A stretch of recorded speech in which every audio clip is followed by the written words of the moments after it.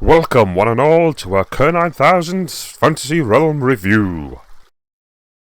Okay, so the film I'm here to talk about today is the 1978 animated fantasy film directed by Ralph Bakshi, and that is The Lord of the Rings.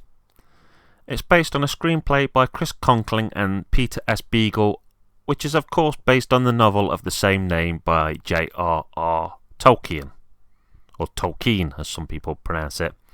So, to simplify things, it's set in a world called Middle-earth, and the film follows a group made up of various fantasy races including hobbits, men, an elf, a dwarf, and a wizard, who form a fellowship to destroy a magical ring made by a Dark Lord called Sauron.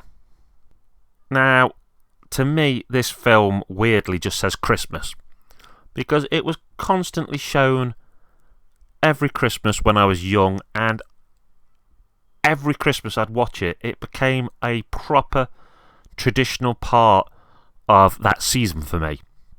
But now, as an adult, I will frequently throw it on whenever I just feel like watching it, because basically to me it's a really, really heartfelt representation of the film, representation of the book. Now, there are some faults in it, in that it does not cover the entirety of the Lord of the Rings story, but there's just something I love about it, which to me actually puts it up and above the Peter Jackson live-action film trilogy. Just some of the people in it, the actors, they give really brilliant performances. I love William Squire as Gandalf. Lots of people will recognise John Hurt as Aragorn, and yeah, he's fantastic. But then you've also got Anthony Daniels, known for C-3PO, being Legolas in this, and he really is a cool Legolas. I'm also very, very into John Westbrook's Treebeard. I think he really hits the mark.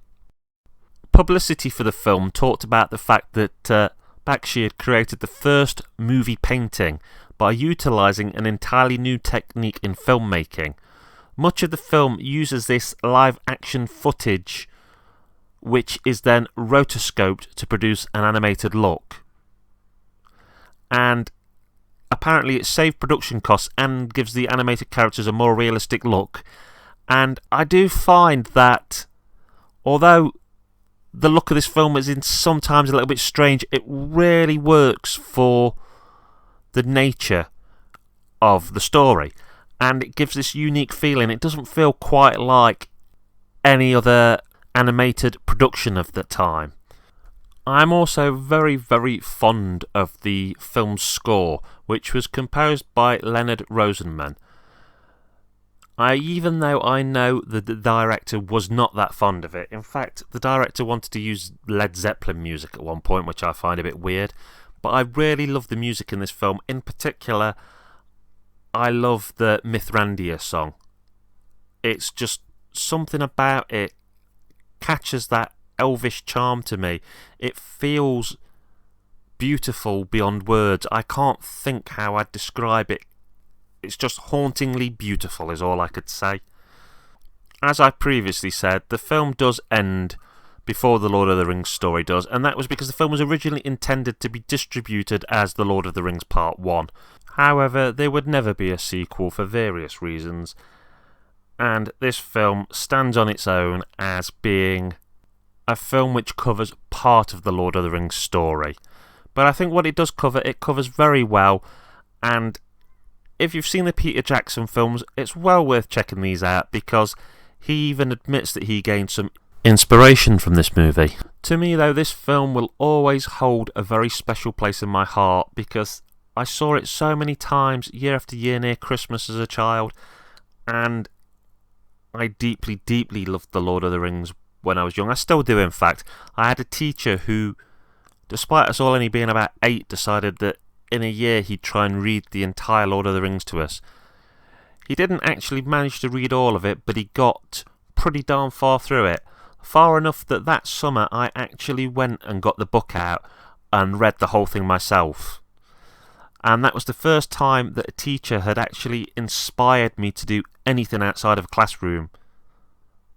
And it wasn't just Lord of the Rings, he got me into the music of Gustav Holst and into writing poetry. And to me, this film, it just means a hell of a lot to me. It's a very, very special movie, and watching it takes me back to a magical time in my life. And that's one of the great things about movies, that they can touch you on such a deep level, and they can return you to a previous part in your life. I love this film. I recommend anyone go give it a try. It's certainly unique.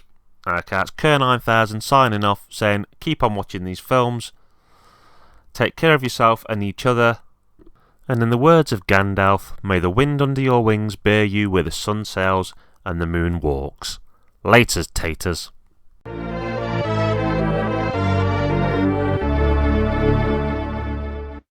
A Squaffy Bear production. Hi, it's KERR9000, the Chrome-Faced Man. I'd just like to say thank you for making it to the end of my video. I've got lots of stuff on my channel, my horror house doing horror reviews, games room doing games, sci-fi station. It's absolutely chock-a-block full. I can also be found on the Retro Gamer U forum, which is full of great people, great laugh.